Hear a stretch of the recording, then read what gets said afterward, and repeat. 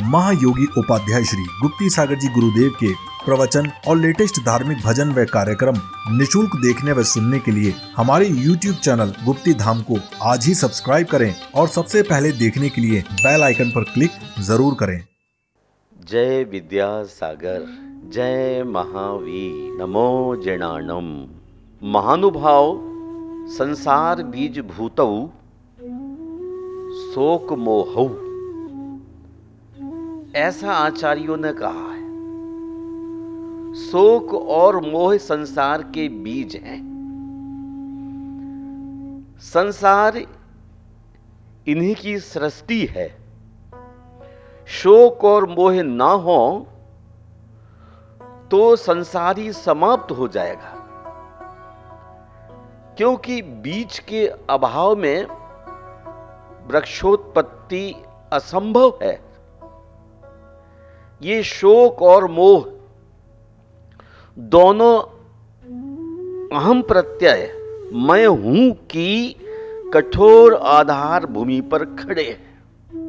मैं हूं, मैं का भाव कठोर जरूर है, परंतु महत्वपूर्ण नहीं।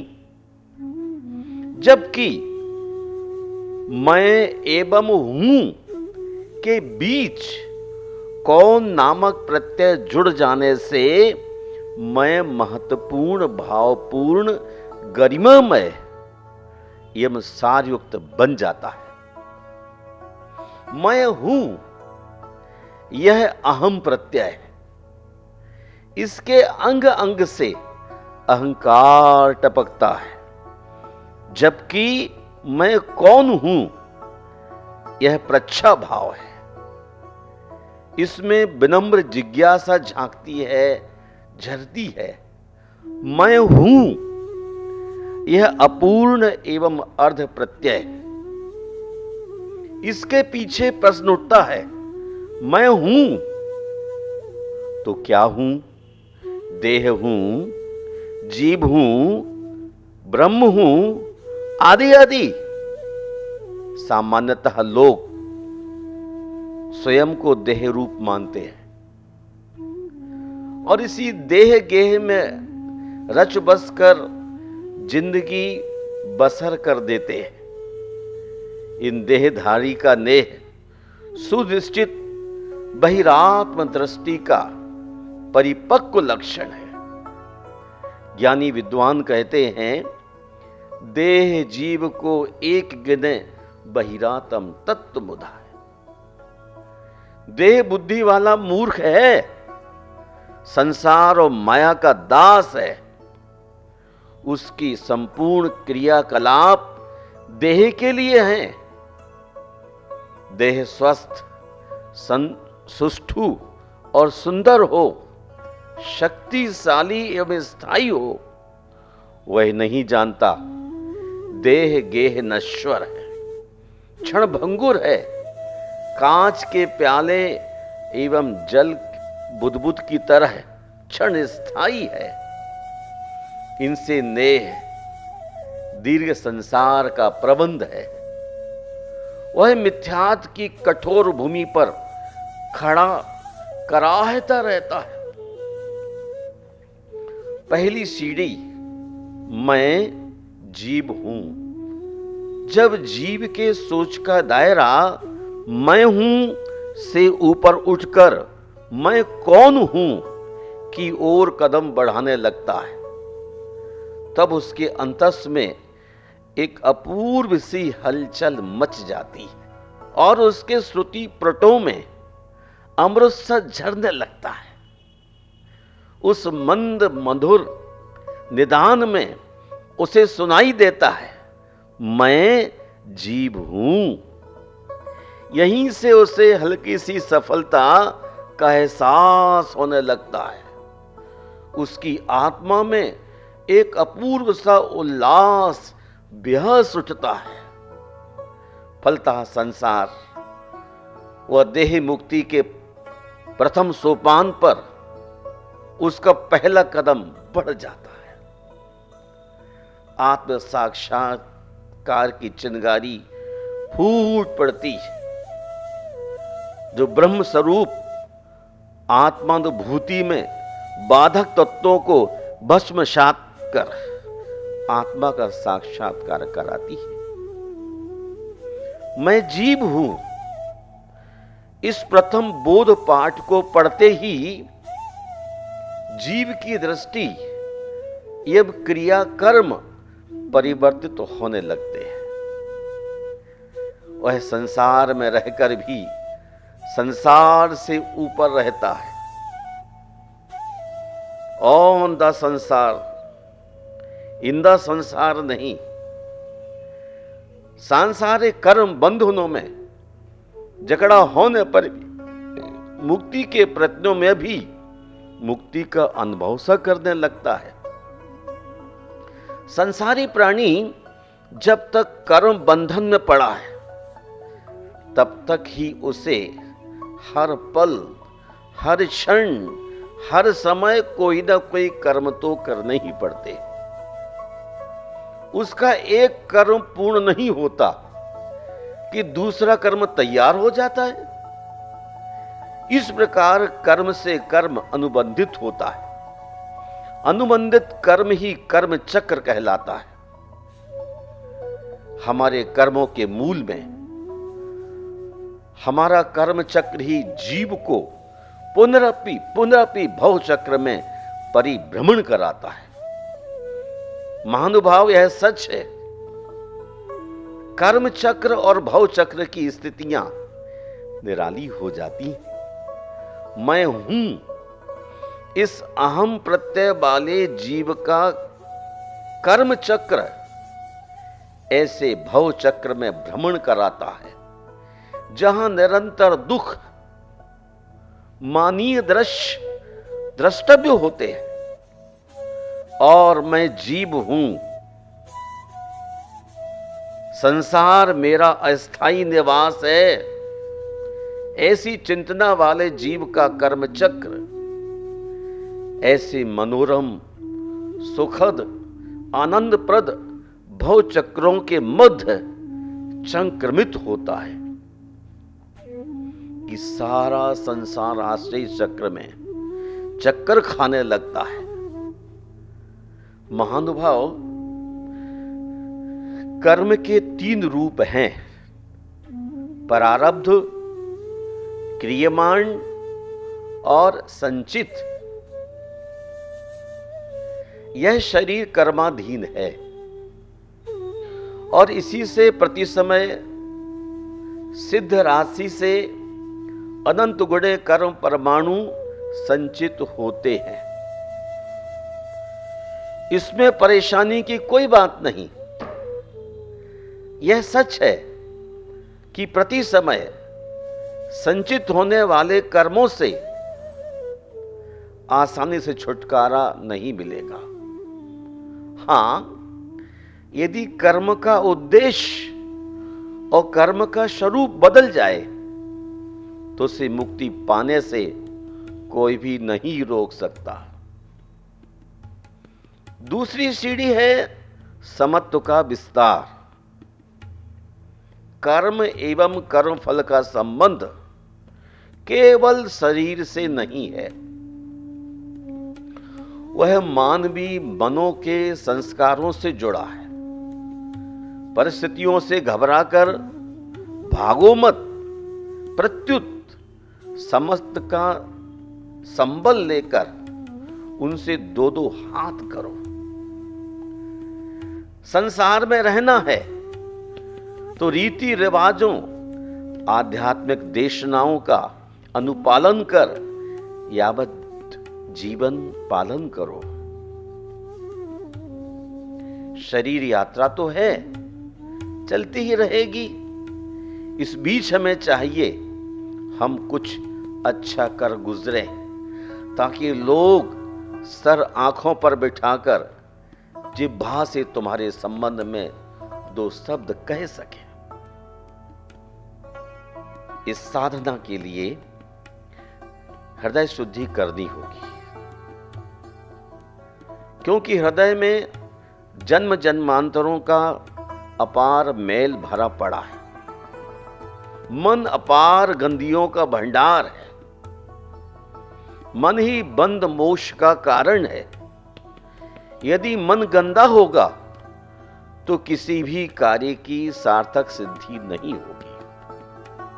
महानुभाव, इसलिए कार्य सिद्धि हेतु मन की स्वच्छता अनिवार्य है। स्वच्छ शुद्ध मन को ही देवता अपना आवास बनाते हैं। गंदे स्थानों में तो शैतानों का निवास होता है। मन की असुचिता, मैलापन सारी बाह्य अशुद्धियों से भयानक है। कारण यहां काम, क्रोध, मोह, लोभ, मद, मत्सर की अत्यंत दुर्गंध भरी पड़ी है, जिसे इंद्रिय रूपी बखियां प्रतिपल एकत्रित करती हैं वासनाओं की गंदी बस्तियों से। विषयों की संगति सबसे क्षुद्र संगति है। यहीं से दुनिया की तमाम बुराइयां पैदा होती हैं जो जीव का सर्वनाश करती हैं। वासनाओं में जबरदस्त आकर्षण शक्ति है। जो भी इसके पास से गुजरा उसे ये घेर लेती है और उसकी सारी शक्ति चूस लेती है। इसलिए मन को विषय संग से बचाना चाहिए, तभी वह शुद्ध हो सके। मन की शुद्धता का अर्थ है विषय तृष्णा को मन से निकाल फेंकना। कारण तृष्णा मन को चंचल बनाती है। तृष्णा का नियंत्रण ही मन की स्थिरता का राज है। और स्थिर चित्त में ही समत्व बुद्धि की स्फुरणा होती है। समत्व बुद्धि का अर्थ है सबके सुख दुख को अपने सुख दुख जैसा समझना। और तृष्णा रिक्त स्थिर चित्त ही सबको समान समझने की सामर्थ्य रखता है। समत्व भाव वैयक्तिक संकोच एवं स्वार्थ के तमाम घेरों को तोड़कर समष्टि की दिशा में कदम बढ़ाता है। धीरे धीरे उसके कर्मों, कार्यशैली के रंग बदलने लगते हैं और वह मैं जीव हूं इस प्रथम सीढ़ी से आगे कदम बढ़ाने लगता है। समत्व की द्वितीय सीढ़ी पर जब उसके पग स्थिर हो जाते हैं तब वह आत्मपम्म दृष्टि नामक तृतीय सोपान पर आसानी से कदम बढ़ा लेता है। शरीर तो बाह्य साधन है, असली साधन तो मन है। वही इंद्रियों का राजा है। राजा को वश में करना ही असली विजय है। मन राजा बड़ा विचित्र है। अन्य राजा तो खुशामद से खुश हो जाते हैं, किंतु वह तो खुशामद से वैसा ही बिगड़ जाता है जैसे प्यार दुलार के अतिरेक से बच्चे बहक जाते हैं। इस राजा पर शासन की जरूरत है। कारण इंद्रिय रूपी घोड़ों की लगाम इसी के हाथों में है। स्वयं कसा रहेगा तो ही इंद्रियों को कस सकेगा। इंद्रियां कसी रहें, यह कार्य मन का है। मन ही मन को कसता है। बुद्धि विवेक तो केवल सहायक होते हैं। कहा भी है मनसस्तु परा बुद्धि। बुद्धि तो मन से ऊपर है। समत्व बुद्धि मन को स्वार्थ के गली कूचों से निकाल उसे परमार्थी बनाती है। आत्मोपम्य दृष्टि प्रदान करती है, जिससे मन की व्यक्ति बाध्यता नष्ट हो जाती है और उसकी सोच खुले आकाश में विचरण करने लगती है। तीसरी सीढ़ी आत्मोपम्य दृष्टि,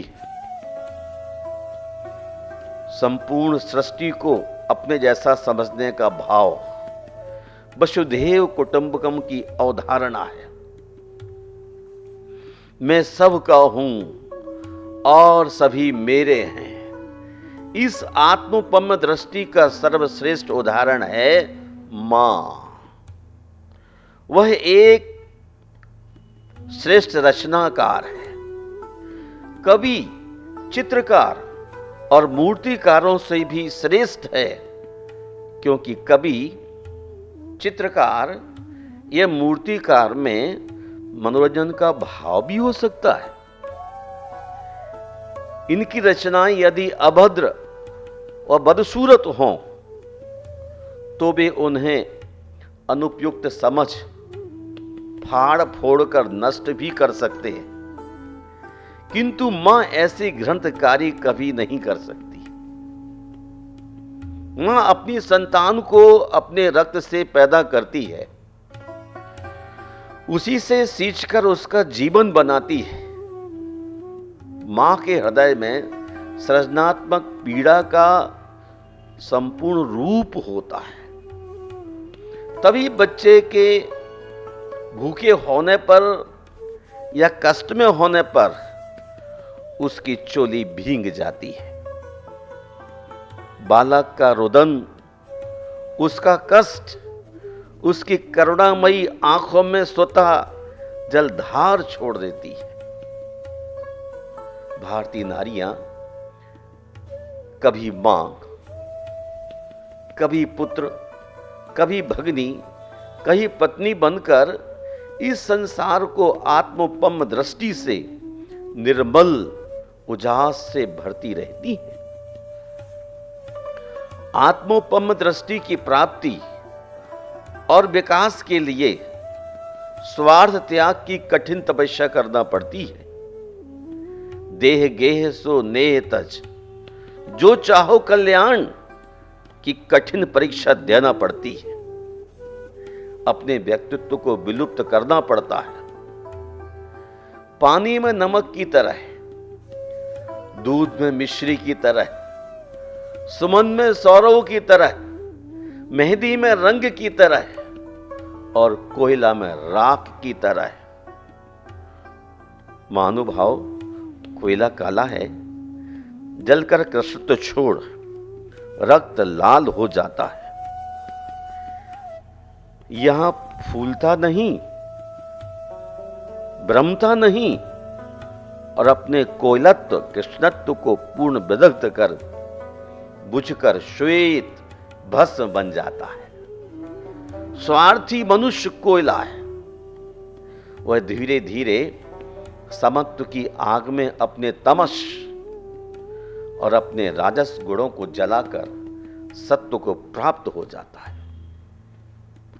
आत्मोपम्य उसका स्वभाव बन जाता है, बिल्कुल फलदार वृक्ष की तरह, फूलना, फलना, पकना और पके को गिरा देना, बिना भेदभाव के सभी को अपने फल बांट देना, काटने वाले को भी और जल सींचने वाले को भी। वृक्षों का अपना कोई स्वार्थ नहीं। काटने वाला स्वयं सोचे क्या वृक्ष काटना उसका कार्य है, हक है। ऐसे निस्वार्थियों की रक्षा प्रकृति स्वयं करती है। शायद इसीलिए हरे भरे फलदार वृक्षों का काटना पाप की कोटि में परिगणित है। वृक्षों की भांति समर्पित भाव से किया गया कर्म शोक और मोह से रहित होता है, कारण वहां फलाशा नहीं होती। इसलिए आत्मोपम्य दृष्टि कर्म बंध में कारण नहीं होती। यहां यही भी खतरा टल जाता है कि मैं दूसरों की सेवा या उपकार एहसान कर रहा हूं। जैसे दानी को अपने दान का अहंकार और लेने वाले पात्र में हीनता होती है, यह खतरा भी यहां नहीं होता। जैसे चित्रकार जब स्वयं के लिए चित्र बनाता है तब उसमें विक्रय का भाव नहीं होता। ग्राहक की पसंद नापसंद की अपेक्षा नहीं होती। तब उसकी श्रेष्ठ कला के लिए होती है। तभी चित्र का सौंदर्य अलग आभा से दमक उठता है। गायक जब किसी के लिए नहीं स्वयं के लिए गाता है तब उसमें अलग किस्म की कसक व आनंद होता है। अपेक्षा, आशा, तृष्णा या फलासा कर्म शक्ति को छीन कर देते हैं। स्मरण रहे, कर्म अथवा कहिए कार्य पद्धति की शक्ति क्षीण न हो, उसमें उत्साह का रस उछलता हो, तभी संसार वृक्ष के कारणभूत शोक और मोह जैसे कड़वे बीजों की शक्ति क्षीण हो जाती है। निःशक्त बीज भुने चणक चने की तरह पुनः जन्म नहीं ले सकता। महानुभाव तब उसमें काम, क्रोध, मद, मत्सर जैसे फलों की कल्पना भी नहीं की जा सकती। आत्मोपम्य की इस तीसरी सीढ़ी पर निरंतर ज्ञानाग्नि चलती रहती है, जो वैकारिक भावों को विदग्ध करती रहती है। यहां महान आश्चर्य प्रकट होता है। करनी किया कर्म का नाश, करनी किया कर्म का नाश, पावक माही पहुप परगास। अर्थात इस तीसरी सीढ़ी पर बैठा संत पुरुष अपनी करनी यानी क्रिया कर्म को तो नष्ट कर देता है और उसकी ज्ञानाग्नि में सुख, शांति, समृद्धि, यहां तक कि कर्म मुक्ति के फूल खिल उठते हैं। अग्नि में फूलों का खिलना अपने आप में बड़ा आश्चर्य है। अग्नि में फूलों का खिलना अपने आप में बड़ा आश्चर्य है। क्या कभी आपने देखा सुना कि अग्नि में फूल खिलते हैं? नहीं। तो आइए और जलाइए ज्ञानाग्नि आत्मोपम्य के ईंधन से और खिलाइए सुख, शांति, समृद्धि और कर्म मुक्ति के महकते सुरभित फूल।